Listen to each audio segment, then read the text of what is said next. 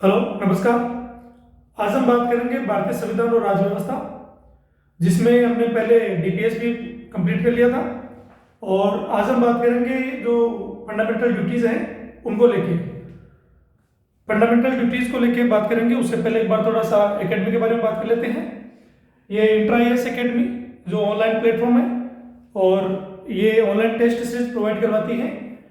इसके साथ में इनके जो फीचर्स हैं, जो इनके फीचर हैं अभी 8% अब आप देखेंगे तो ये जो गूगल प्ले स्टोर है उस पर आ चुका है। आप वहाँ से इसको डाउनलोड कर सकते हैं। इसमें ऑनलाइन टेस्ट सीरीज अवेलेबल है।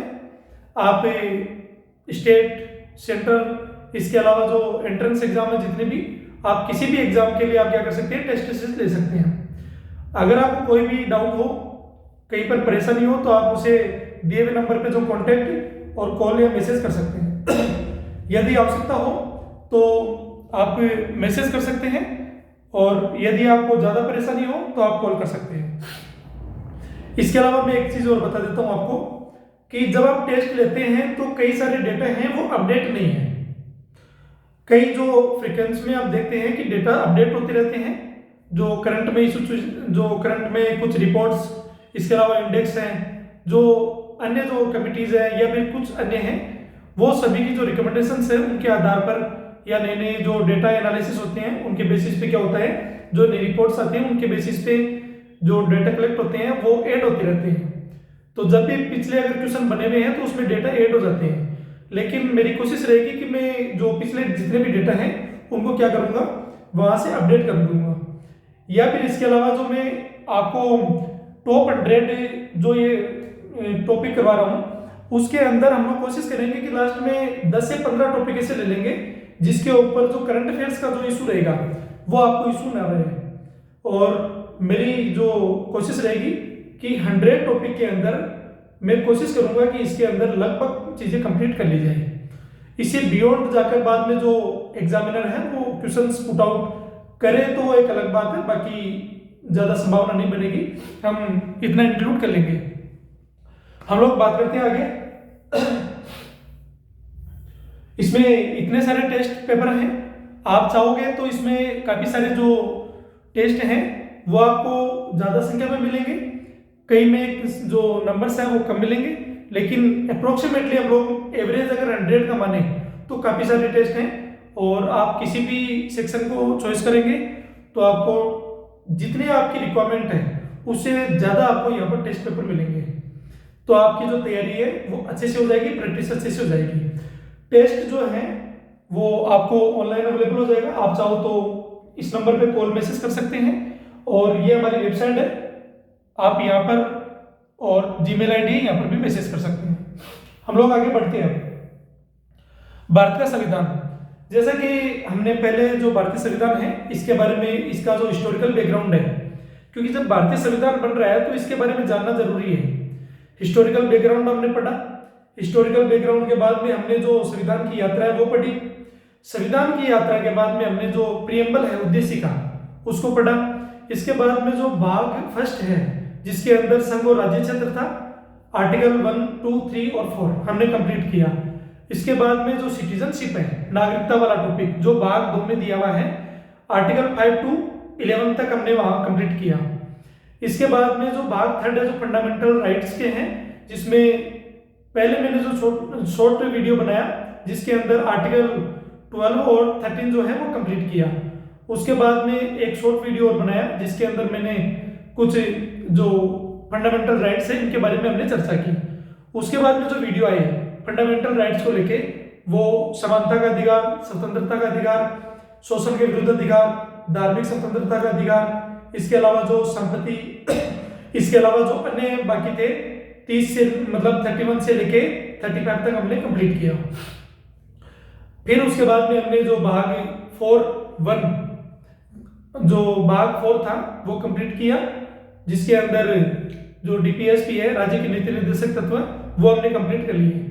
उसके बाद में अब हम लोग बात करेंगे जो मूल कर्तव्य हैं, जो मूल संविधान के अंदर तो नहीं थे, लेकिन 42वां संविधान संशोधन अधिनियम 1976 के अंदर क्या हुआ, जो सरदार सरवण सिंह समिति उसके रिपोर्ट के आधार पर क्या हुआ, जो 10 मौलिक कर्तव्य जोड़े गए, उसके बाद में फिर एक और मौलिक कर्तव्य बाद में जोड़ा गया, लेकिन पहले 10 के बारे में। लेकिन इससे पहले हम लोग बात करेंगे कि इसमें जो इनके सदस्य हैं, इसमें पहले कितने की रिकमेंडेशन की गई थी, इनके बारे में टोटल चर्चा करेंगे। फिर इनके जो टोटल 11 हम लोग पढ़ेंगे, 11 के साथ में इनके जो मेंबर हैं उनका नाम भी पढ़ेंगे। इसके अलावा इनके जो क्वेश्चंस हैं उनको भी कंप्लीट करेंगे। तो 10 से 12 क्वेश्चंस लगभग हैं, तो इतना अप्रोक्सीमेटली सफिशिएंट है, लेकिन जब आप और प्रैक्टिस करोगे तो आप अच्छे से कर सकते हो। हम लोग बात करते हैं आगे। ये जोड़ा गया है जो भाग 4A और 51A के अंदर जो है, आर्टिकल 51A के अंदर मौलिक जो कर्तव्य हैं वो दिए हुए हैं। हम लोग पढ़ते हैं इसमें जो मूलभूत कर्तव्य हैं इनको। तो पहला मूलभूत कर्तव्य है, उसके बारे में पढ़ते हैं, सीक्वेंस वाइज है बिल्कुल। 11 के हम लोग पढ़ते हैं। पहला क्या है कि संविधान का पालन करना और उसके आदर्शों और संस्थाओं, राष्ट्रीय ध्वज और राष्ट्रीय गान का सम्मान करना। आप देखते हैं कभी कभी जब राष्ट्र की तरफ से कई बार ऐसी जो इनके पालना करने संबंधित कुछ जो मैसेज है वो डिक्लेयर किए जाते हैं कि आपको कहीं पर मैंडेटरी है वो करना है। जैसे मान लो कि कई बार कहा गया कि यदि आपको, जैसे सिनेमा हॉल है, अगर उसमें राष्ट्रीय गान गाया जाता है या फिर अगर वो सॉन्ग बजता है तो आपको क्या होगा, उसके रेस्पेक्ट में आपको खड़ा होना पड़ेगा और आप सावधान की स्थिति में खड़े रहेंगे। लेकिन इससे रिलेटेड कुछ इशू भी थे कि इसका जो उल्लंघन है कई बार देखा गया, तो इसके लिए कुछ लॉ भी लाए गए, कानून लाए गए कि इसके लिए कुछ शर्तें हैं, तो वो शर्तें आपको माननी पड़ेगी। आगे हम बात करते हैं। पहला क्या था, संविधान का पालन करना और उसके आदर्शों और संस्थाओं, राष्ट्रीय ध्वज और राष्ट्रीय गान का सम्मान करना। फिर उसके बाद में उन महान आदर्शों को संजोना और उनका पालन करना जिन्होंने हमारे राष्ट्रीय स्वतंत्रता संग्राम को प्रेरित किया। मतलब हमारे देश की आजादी में जिन जिन लोगों का, जिन जिन पर्सनालिटियों का या फिर जिन जिन महान जो मानव हैं उन सभी का, उनके बारे में कहा गया है। आप क्रांतिकारियों के बारे में देख सकते हैं। इसके अलावा और जितने भी बाकी लोगों का योगदान है उन सभी की बात की गई है। उनमें महिलाओं की भी बहुत बड़ी भागीदारी है, सभी की बात की जा रही है।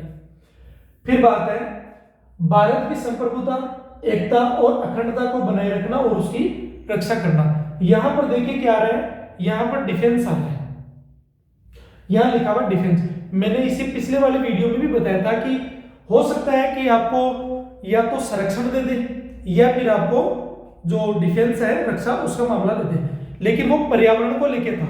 यहां पर देखें किस चीज को लेके है, ये कह रहा है कि भारत की संप्रभुता, एकता और अखंडता इनको बनाए रखना और उसकी रक्षा करना। तो यहाँ पर संरक्षण की बात नहीं है, डिफेंस की है, तो कंफ्यूजन मत हो जाना। जब पर्यावरण की बात आएगी तब हम लोग बात करेंगे।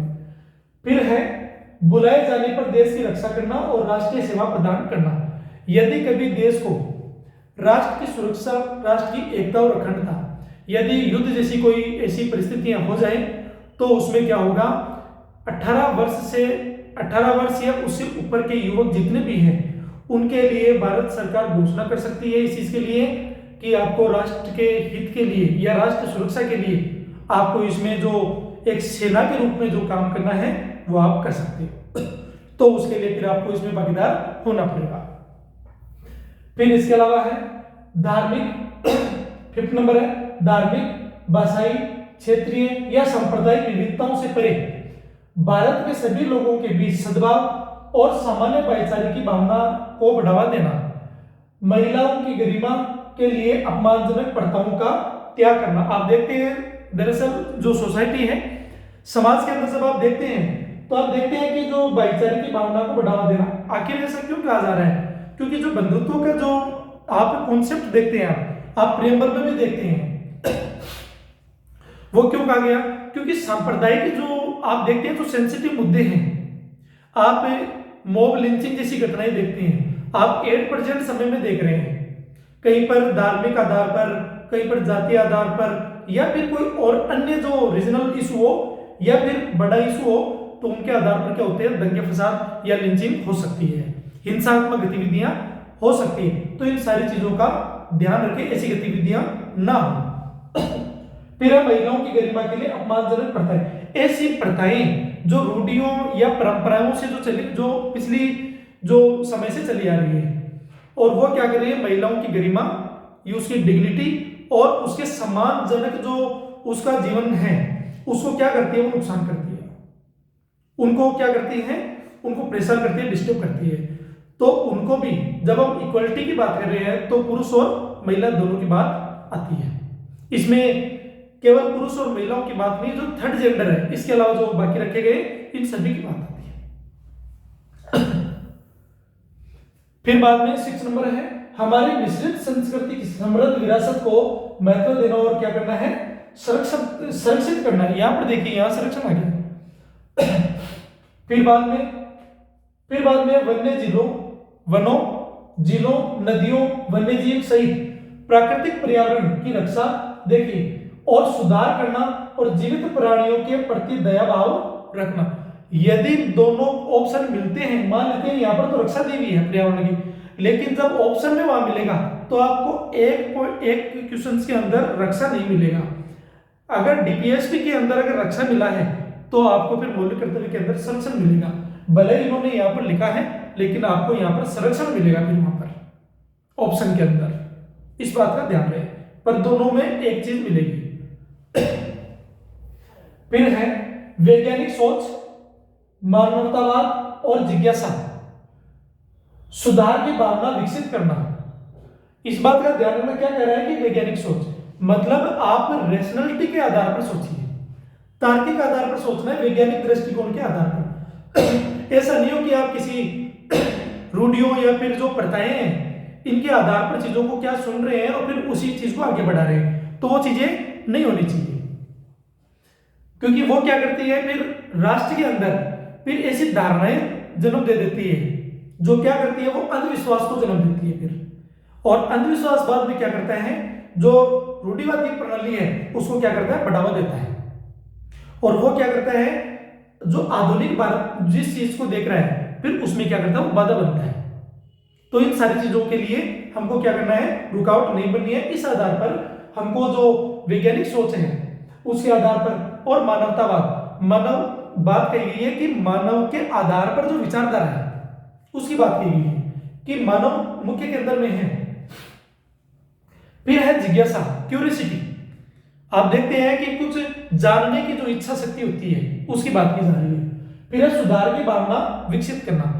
इसका मतलब है कि यदि कुछ गड़बड़ हुई है, कुछ चीजें बिखरी हुई है, कुछ चीजें बुरी हैं, कुछ ऐसा है जो गलत है, उनको क्या करना, हमको सुधार करना है और उसकी भावना को क्या करना है, वो उसको सुधार करने का प्रयत्न करना है। हो सकता है कि कोई व्यक्ति जाति के आधार पर, कोई धर्म के आधार पर, कोई क्षेत्र के आधार पर, कोई लिंग के आधार पर, कोई जेंडर के आधार पर, जो महिला और पुरुष के बीच में जो भेदभाव करता है, तो ऐसे कई सारे आधार हैं जिनके आधार पर क्या किया जा सकता है, जो भावनाएं हैं वो क्या है, नुकसानदायक थी, जो थी वो गलत भावनाएं थी, उसको क्या करना, हमको सुधार करना है। इन सारी चीजों को ध्यान रखना है। फिर है सार्वजनिक संपत्ति की रक्षा करना। आप देखते हैं कि जो हमारी पब्लिक प्रॉपर्टी जो देखते हैं, सार्वजनिक भवन है, इसके अलावा हमारे जो विरासत स्थल हैं, इसके अलावा और जितने भी जो पब्लिक जो प्रॉपर्टी आती है उन सभी की रक्षा करना और हिंसा का त्याग करना। हमको क्या करना है, हिंसात्मक जो गतिविधियां हैं इसमें संलग्न नहीं होना है, इसमें नहीं जुड़ना है।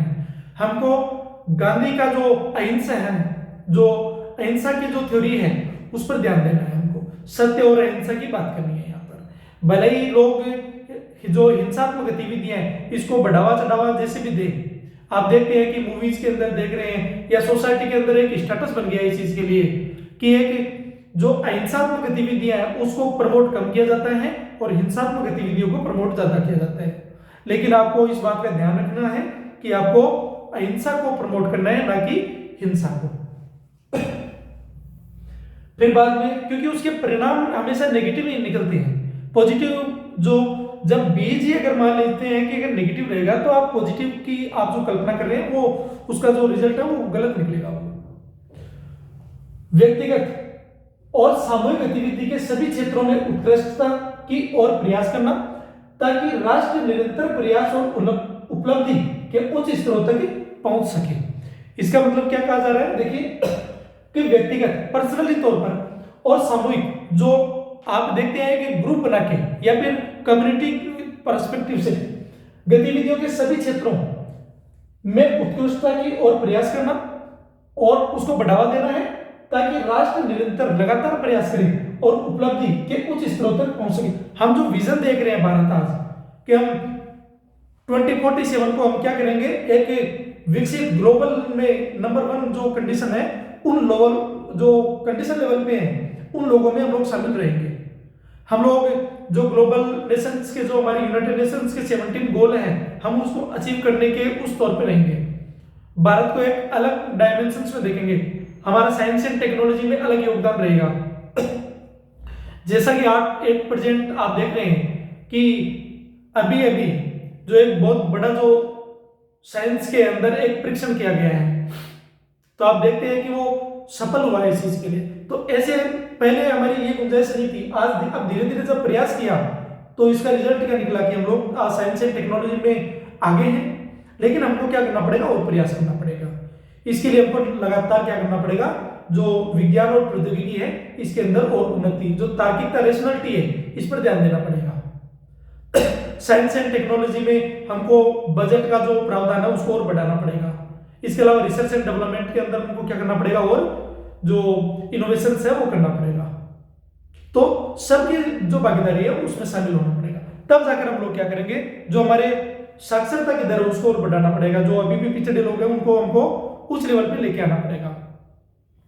हमको जो वैज्ञानिक दृष्टिकोण के आधार पर जो एजुकेशन है वो प्रायोरिटी देनी पड़ेगी उसको।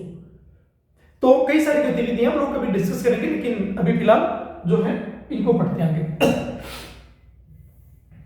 फिर जो ये बाद में जोड़ा गया तो ये है जो माता पिता या अभिभावक उन्हें अपने या जैसा भी मामला हो 6 से 14 वर्ष की आयु के बीच के आश्रित शिक्षा के अवसर प्रदान करने होंगे। तो ये कहा गया है इधर कि भाई ये आपकी कर्तव्य है, ऐसा नहीं कि आप इसको एक तरीके से डिनाई कर दें, इट्स योर ड्यूटी। तो पेरेंट्स के लिए भी ये और गार्जियंस के लिए भी ये मामला है। इसके अलावा आप देखते हैं भी जो फंडामेंटल जो राइट हैं, इनमें जो 3 जो फंडामेंटल राइट्स हैं, तो यहां पर क्या हुआ कि इनकी परिभाषा को बढ़ाया गया है आर्टिकल 21 में और इन चीजों को जोड़ा गया है। तो आप देखते हैं जो एक जो पर्याप्त मात्रा में जो बिजली का एक राइट होता है जो आर्टिकल 21 के अंदर, तो उसके अंदर उसकी परिभाषा को क्या किया गया है, बढ़ाया गया है। एक जो डिजिटल एक्सेस की बात हुई है उसमें भी बात की गई है, और एक बात जो बच्चों को लेके हुई है कि बच्चों को जो प्रायोरिटी दी जाती है प्राइमरी लेवल पे, तो वो ज्यादा फोकस उन पे किया जाए, क्योंकि उनका जो ब्रेन है, तो ब्रेन है ना, मतलब एक 6 वर्ष तक लगभग जो है बच्चा उसका ब्रेन अधिकतम डेवलप हो जाता है। एक रिपोर्ट है जिनके आधार पर कुछ चीजें मेंशन की गई है, इनके ऊपर हम लोग चर्चा करेंगे, लेकिन इस बात का ध्यान रहे अगर क्वेश्चन पूछेगा तो यहाँ से वो पूछ सकता है, तो हम लोग इसके बारे में डिस्कस करेंगे आगे। तो ये बात हमारा जो 11 मूल कर्तव्य थे वो कंप्लीट हो गए। अब हम लोग बात करते हैं इसमें आर्टिकल 51A भारत के संविधान 1950 का हिस्सा नहीं था, ध्यान रखना इस बात का। इसे संविधान का 42वां संविधान संशोधन अधिनियम 1976 में इसको जोड़ा गया, और बाद में संविधान जो 86वां संविधान संशोधन अधिनियम 2002 द्वारा इसे क्या किया गया, संशोधित किया गया। ये इंदिरा गांधी का सरकार का टाइम था उस टाइम, तब उन्होंने किया, जो एक हम कहते हैं ना कि जो मिनी कॉन्स्टिट्यूशन बना था उस बेसिस के उस समय के बाद। इसमें थोड़ा और पढ़ लेते हैं सरदार सरवण सिंह के समिति के बारे में। 1976 भारतीय संविधान में मौलिक कर्तव्यों को जोड़ने की सिफारिश की। इन्होंने बाद में 42वें संविधान संशोधन के माध्यम से इसे शामिल किया, और बाद में जे.एस. वर्मा समिति 1999 द्वारा विस्तारित किया गया। ध्यान रखना इस बात का, जिसका गठन इन नैतिक दायित्वों के लिए जागरूकता और कानूनी परिवर्तन योजना बनाने के लिए किया गया था, जो अब अनुच्छेद 51A के तहत सूचीबद्ध है। क्योंकि 51 तक क्या है, जो डीपीएसपी है वो है, जिसे संविधान का सम्मान करना, पर्यावरण की रक्षा संरक्षण करना और उत्कृष्टता के लिए प्रयास करना जैसे कर्तव्य इसमें शामिल है। सरदार सरवण सिंह समिति के बारे में थोड़ा और पढ़ लेते हैं। 1976 इसने क्या किया, नागरिकों के लिए विशिष्ट कर्तव्यों को शामिल करने का जो सुझाव दिया था, यह मानते हुए कि नागरिकों को केवल अधिकार का आनंद लेने के बजाय राष्ट्र में योगदान देने की भी आवश्यकता है। जे.एस. वर्मा समिति 1999 पूर्व मुख्य न्यायाधीश जगदीश शरण वर्मा की अध्यक्षता में गठित इस समिति ने मौलिक कर्तव्यों को सिखाने की रणनीतियों को विकसित करने और उन्हें लागू करने के लिए मौजूद कानूनों की पहचान करने ध्यान केंद्रित किया, जिससे बेहतर कार्यान्वयन हुआ। इनकी प्रमुख सिफारिशें क्या थी, रिकमेंडेशंस क्या थी? संविधान में मौलिक कर्तव्यों के लिए एक नया भाग जोड़ा जाए, जो 51A सॉरी आर्टिकल जो भाग 4A वो जोड़ा गया। नागरिकों को उनके कर्तव्य के प्रति जागरूक किया जाए। परिणाम, आउटकम क्या निकला इसका? 42वां संविधान संशोधन अधिनियम 1976। संविधान में नया भाग जो भाग 4A और अनुच्छेद 51A ये इसमें जोड़ा गया। शुरुआत में 10 मौलिक कर्तव्य शामिल किए गए। समिति का जो सुझाव था वो 8 का दिया गया था। समिति का सुझाव कितने का था? 8 का। जोड़े कितने गए थे? 10। टोटल कितने हैं? 11। वर्तमान स्थिति में बाद में 86वें संविधान संशोधन अधिनियम 2002 के द्वारा एक और कर्तव्य जोड़ा गया जो 11, और वर्तमान में कुल 11 मौलिक कर्तव्य हैं। संक्षेप में बात करते हैं तो समिति भारतीय नागरिकों के लिए एक नागरिक जिम्मेदारी और राष्ट्र के प्रति उनके दायित्व को स्थापित करने में एक महत्वपूर्ण कड़ी थी, जिसके परिणाम स्वरूप संविधान में जो मौलिक कर्तव्यों को जोड़ा गया। इसके कुछ जो प्रमुख सदस्य थे उनकी बात करते हैं। प्रमुख सदस्यों की बात करते हैं तो सरदार सरवण सिंह इनके अध्यक्ष थे, ध्यान रखना। इसके अलावा में एस रे ये इनके सदस्य थे। V N. Gadgil, B N. Banerjee, Dinesh Goswami, D P. Singh, C N. Stephen, H R. Gokhale, Rajni Patel, V A. Sher Mohammad, AR. Antule और वसंत साठी, ये इसके क्या थे? सदस्य थे। एक बार और देख लीजिए।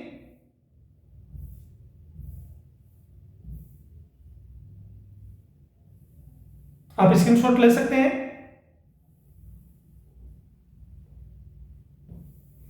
मुख्य बिंदु को कुछ और पढ़ते हैं। समिति, सरदार सरवण सिंह समिति 1976 ने मौलिक कर्तव्यों को शामिल करने की सिफारिश की थी। पहला संशोधन 42वां अमेंडमेंट 1976 द्वारा 10 कर्तव्य जोड़े गए। फिर 11 कर्तव्य 86वां संविधान संशोधन 2002 द्वारा, वही जो चीजें हमने पढ़ी है वही है।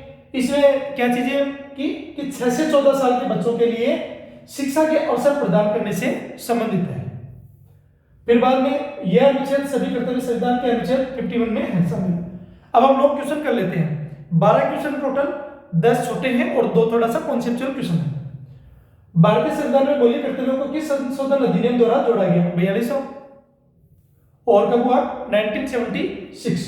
भारतीय संविधान का कौन सा भाग मौलिक कर्तव्यों से संबंधित है? भाग 4A।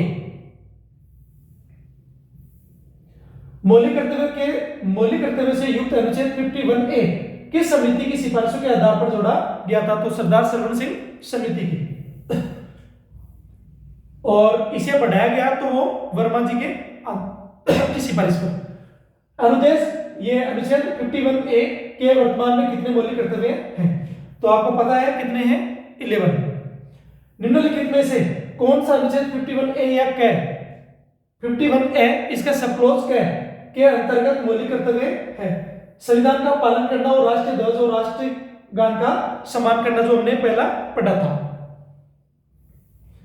फिर है 6 से 14 वर्ष के बच्चों को शिक्षा प्रदान करने का कर्तव्य किस संशोधन अधिनियम द्वारा जोड़ा गया? तो जो संशोधन 2002 86वां संशोधन जो है 2002 में धार्मिक, भाषाई और क्षेत्रीय विविधताओं से परे भारत के सभी लोगों के बीच सामान्य भाईचारे की भावना विकसित करना किससे संबंधित कर्तव्य है? तो यह सद्भाव और भाईचारे को बढ़ावा देना, बंधुत्व को बढ़ावा देना। कौन सा मौलिक कर्तव्य भारत की समृद्ध विरासत के संरक्षण के महत्व पर बल देता है?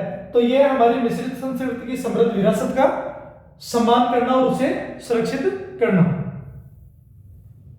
सार्वजनिक संपत्ति की रक्षा करना और हिंसा से दूर रहना किस मौलिक कर्तव्य में निहित है?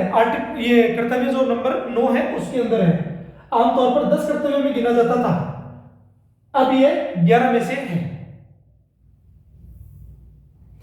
सभी माता पिता और अभिभावकों का यह कर्तव्य है कि यह 6 से 14 वर्ष के बच्चों को शिक्षा के अवसर प्रदान करने का है। तो आपको पता है कि जो हमने लास्ट में पढ़ा था कर्तव्य 11वां कर्तव्य 51 ए के अंदर सब क्लॉज के। दो क्वेश्चन है कॉन्सेप्चुअल। एक नागरिक को सार्वजनिक संपत्ति की रक्षा करने और हिंसा से दूर रहने के कर्तव्य का पालन करना चाहिए। यह किस मौलिक कर्तव्य के सिद्धांत को दर्शाता है? आप देखते हैं इसमें जो आंसर है, जो सार्वजनिक संपत्ति है उसकी बात कही गई है, क्योंकि ये इसी से संबंधित है। सार्वजनिक संपत्ति की सुरक्षा करना और हिंसा से दूर रहना। आप इसमें क्या कर सकते हैं, ट्रिक बना सकते हैं अपनी। जैसे मान लो कि रक्षा करना है तो उसमें डिफेंस दिया हुआ है, तो डी से मतलब 4 में क्या है, डी फॉर डिफेंस, तो उस आधार पर आप कर सकते हैं। अपना तरीका है, वो आप तैयार कर सकते हैं, ताकि आपको क्या है कि जब क्वेश्चन आए तो आपको दिक्कत नहीं हो। लास्ट क्वेश्चन पढ़ते हैं। यदि कोई नागरिक यह मानता है कि उसके मूल अधिकार सर्वोपरि है और राष्ट्रीय ध्वज का संविधान के प्रति सम्मान दिखाना आवश्यक है, तो वह किस मौलिक कर्तव्य का उल्लंघन कर रहा है? तो संविधान का पालन करना और उसके आदर्शों, राष्ट्रीय ध्वज और राष्ट्रगान का सम्मान करना। हमने पहले भी पढ़ा था इसको। तो ये हमारे जो है मूल कर्तव्य कंप्लीट हो गए। छोटा सा था, आप देख लीजिए। इसके अलावा कुछ और अपडेट इसमें होगी तो मैं आपसे जो इसके बारे में डिस्कस कर लूंगा। और इसके अलावा एक जानकारी और बता देता हूं आपको कि हमने जितने टॉपिक पढ़े हैं इनसे संबंधित अगर कोई और फैक्ट और डेटा होगा, मैं और चीजें सर्च कर रहा हूं उसमें, अगर और चीजें मिलती है तो मैं उसी टॉपिक के अकॉर्डिंग क्या करूंगा, शॉर्ट में चीजें इंक्लूड करके आपको एक बार में एक वीडियो के अंदर वो चीजें सबमिट कर दूंगा। इससे क्या होगा कि आपको दिक्कत नहीं होगी कुछ चीजें, क्योंकि रेयर में अगर कुछ चीज रह भी जाती है तो हम लोग क्या करेंगे, जैसे पता लगती है तो हम लोग क्या करेंगे, उसको सर्च करके आपको वो प्रोवाइड करवा देंगे। जैसा कि मैंने बताया आपको कि हमारा जो एप्लीकेशन है वो प्ले स्टोर पर आ चुका है, आप जाओगे इंट्रा IAS एकेडमी। लेकिन जब भी आप सर्च करो तो इस बात का ध्यान रखना, ये सर्च करना भाई। आप क्या करते हैं, कोई INTRA कर लेता है, कोई INTRY डायरेक्ट लगा लेता है, इसके बीच में ये स्पेसिफिक है इसके अंदर, इसीलिए मैंने इसको रखा है इसे। ये आप ऐसा सर्च करेंगे, इसके बीच में गैप नहीं लगाना है, आप कंटिन्यू लिखेंगे। आप इतना सर्च करेंगे तो भी आपको मिल जाएगा। और ये आपको लोगो मिल जाएगा, ऐसा लोगो मिल जाएगा आपको। मैं बता देता हूं आपको, ऐसा लोगो मिलेगा आपको। तो आप आराम से मेरे तक जो एप्लीकेशन है वहां तक पहुंच सकते हैं। और आपको फिर भी कोई दिक्कत है तो आप इस नंबर पे कॉल कर सकते हैं, इस नंबर पे कॉल कर सकते हैं, कॉल या मैसेज कर सकते हैं। लेकिन आपको इससे रिलेवेंट अगर कोई बात हो तो ही आप कॉल मैसेज करें, क्योंकि आप भी परेशान हो और मैं भी परेशान हूं, तो उससे कोई लॉजिक नहीं निकलता फिर। तो मैंने 2 दिन से क्लास दी है और मैं कोशिश करूंगा कि जो क्लासें हैं वो आती रहे। और अब जो होगा, हम 2 टॉपिक और लेंगे। एक होगा जो कमिटीज हैं, समितियां हैं, जिसके अंदर जो संवैधानिक समितियां हैं, इसके अलावा जो संसदीय समितियां हैं, या तो इनको एक जगह मर्ज करके हम लोग क्या करेंगे, कंप्लीट कर लेंगे। एक पॉइंट तो ये। दूसरा टॉपिक रहेगा शेड्यूल्स और भाग, मतलब 12 अनुसूचियां और जितने भाग हैं उनके बारे में, कौन सा भाग किस चीज को लेके बताता है, तो वो एक साथ कंप्लीट हो जाएगी। तो एक टॉपिक ये रहेगा, एक ये टॉपिक, 2 टॉपिक कंप्लीट होते हैं बाद में ये चीजें। फिर हम लोग आएंगे मेन पॉइंट पे, जो सबसे इंपॉर्टेंट है, हम लाएंगे उसके बाद में सरकार, और सरकार केंद्र और राज्यों की, जैसे मैंने बताया था। फिर बाद में जो विधायिका, कार्यपालिका और न्यायपालिका, जो ऐसा नहीं है कि सरकार 2 ही प्रकार की है, स्थानीय सरकार भी है। मैं ऐसा नहीं कि उसको इंक्लूड नहीं कर रहा हूं, वो भी है। राज्य के अंदर जब हम लोग इंक्लूड करेंगे केंद्र, राज्य और स्थानीय सरकार, जिसमें नगर पालिका और पंचायती राज हम लोग उसमें अच्छे से पढ़ेंगे। तो आपको ये चीजें समझ में आ गई। फिर भी आपको दिक्कत हो तो आप कांटेक्ट कर सकते हैं मुझसे। और फिर उसमें विधायिका को कंप्लीट करेंगे, जो फिर कार्यपालिका उसको कंप्लीट करेंगे और न्यायपालिका को कंप्लीट करेंगे। एक बार में हम लोग कोशिश करेंगे, चाहिए थोड़ा बड़ा वीडियो बने, लेकिन हम लोग उसको खत्म करेंगे बाद में। और दूसरा, उसके क्वेश्चंस भी आपको मिल रहे हैं, इसमें साथ में क्वेश्चन भी दे रहा हूँ मैं। और इसके अलावा कुछ अपडेट क्वेश्चन होंगे तो वो मैं भी बता दूंगा। फिर इनके बारे में जितने टॉपिक है इनसे रिलेटेड जो करंट अफेयर होगा वो आपको और करवा दूंगा मैं साथ में। तो मैंने कहा कि जैसे अप्रैल मार्च के पहले, अप्रैल और मई के पहले तक हम लोग कोशिश करेंगे कि इसको खत्म कर देंगे इसमें। और सीसेट के अंदर जो मैथ्स और रीजनिंग के जो कुछ टॉपिक है इंपॉर्टेंट, वो कोशिश करूंगा कि मैं या तो मैं खुद ही करवा दूंगा या फिर जो और कोई फैकल्टी होगी तो उनसे करवा देंगे, लेकिन हमारी कोशिश रहेगी। लेकिन लास्ट में जाकर जो क्वेश्चंस होंगे तो एग्जाम के अंदर क्वेश्चन कैसे टैकल करने हैं, अगर आपको क्वेश्चन नहीं आ रहा है तो हम क्वेश्चन की अप्रोच तक कैसे पहुंचे, हम उसके बारे में भी बात करेंगे। आप वीडियो पूरा देखा करिए, क्योंकि मैं कब क्या चीज समझा देता हूं आपको पता नहीं चलता, क्योंकि आप पहले देख के बाद में उसको क्या कर देते हैं, फ्री कर देते हैं। मैंने पहले भी कहा कि मैं टाइम पास करने के लिए नहीं आया हूं। ये वीडियो अगर प्राइवेट हो जाएंगे तो आपके लिए मुश्किल हो जाएगा बाद में, क्योंकि इसी का पेमेंट करना पड़ेगा बाद में आपको। ये 100 टॉपिक अपने आप में बहुत बड़ी बात है, छोटी मोटी बात नहीं है।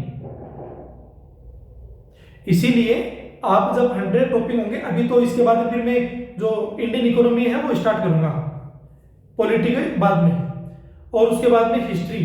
तो कोशिश करूंगा कि 5 से 10 टॉपिक जो है वो 10-10, 12-12 टॉपिक जो है इनके करते जाऊं। 10 से 12-15 टॉपिक जो है वो जैसे कंप्लीट होगा उसके बाद में हम लोग क्या करेंगे, फिर जो और सब्जेक्ट है जैसे साइंस एंड टेक्नोलॉजी, मैंने कहा कि एडवांस साइंस है, मैं कोशिश करूंगा कि जो उसका बेसिक से लेके जो एडवांस है वो मैं खुद करवा दूंगा। तो इस आधार पर ये वीडियो 30 मिनट प्लस का हो चुका है, लेकिन जब आप इसको देखेंगे तो मैंने जो चीजें बताई है आप उस पर ध्यान रहे और रेगुलर क्लास देखिए। और पढ़ने वाले जो और स्टूडेंट आपकी नजर में, तो आप क्या करें उसको शेयर कर सकते हैं। Thank you.